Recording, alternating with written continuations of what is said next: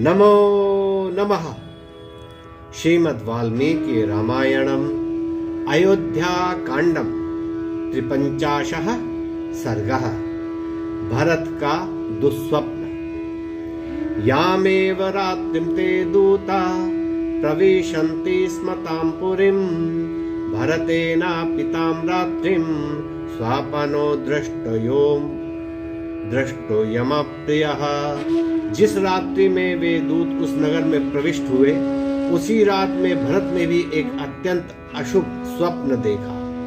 विष्टामेव तुतां रात्रिं दृष्टा तं स्वप्नं प्रियं, पुरो राजाधिराजस्य सुभ्रशं पर्यतन्तप्तयत्।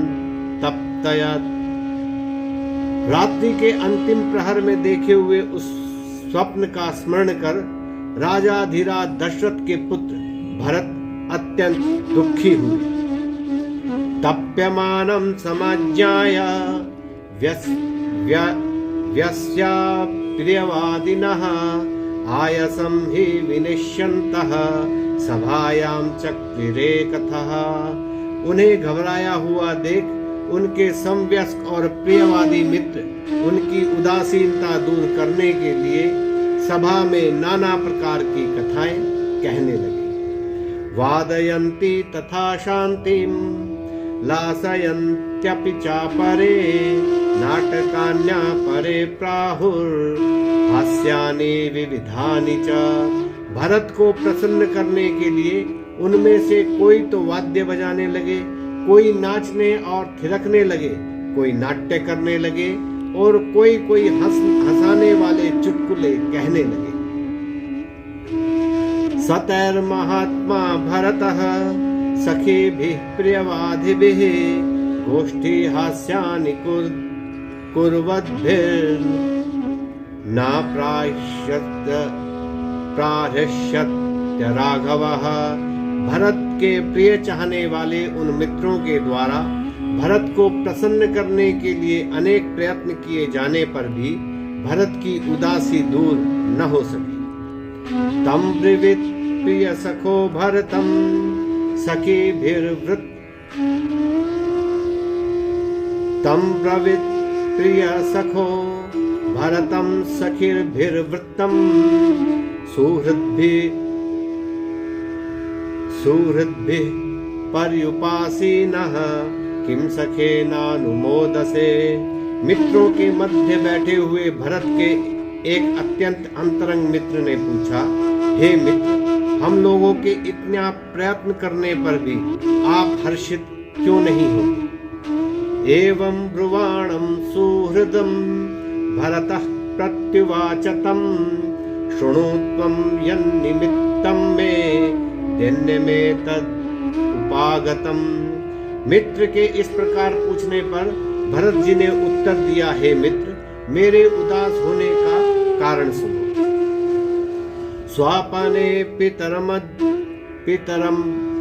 पितरमद्राक्षं मलिनं मुक्तमूर्धजं, पतन्तं अद्रिशिखरात् कलुषे गोमय हृदय।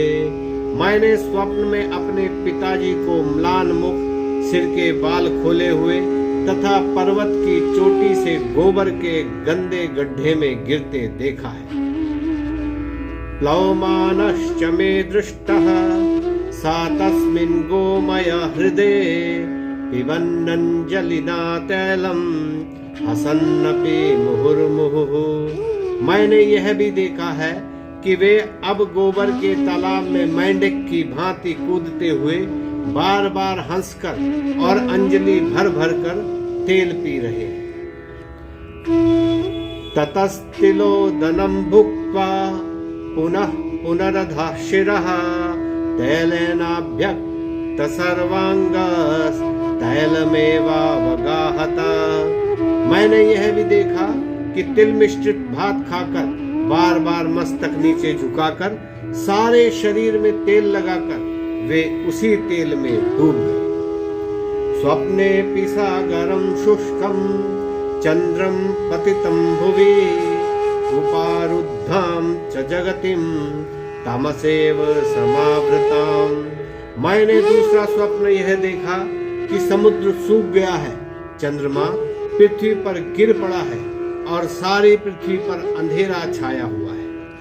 त्वरमाणश्च धर्मात्मा रक्तमाल्यानुलेपनः रथेन खरयुक्तेन प्रयातो दक्षिणामुखः। महाराज दशरथ शरीर में लाल चंदन लगाए हुए और लाल पुष्पों की माला पहने हुए गधों से जुते रथ में बैठकर शीघ्रता पूर्वक दक्षिण दिशा की ओर गए। एवमेतन्मया दृष्टिम् इमां रात्रिं भयावहाम् अहं रामोऽथवा राजा लक्ष्मणो वा मरिष्यति। इस प्रकार का जो भयानक स्वप्न मैंने रात्रि में देखा है, उससे यह निश्चय बोध होता है कि मेरी, राम, महाराज दशरथ अथवा लक्ष्मण की मृत्यु होगी।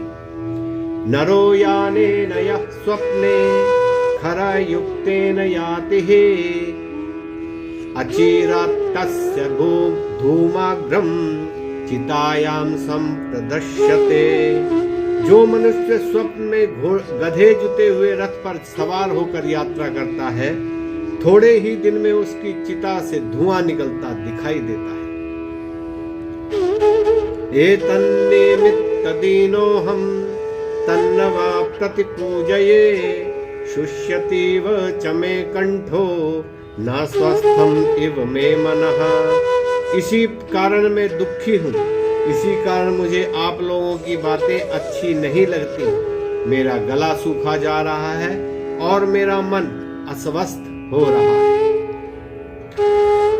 नमो नमः।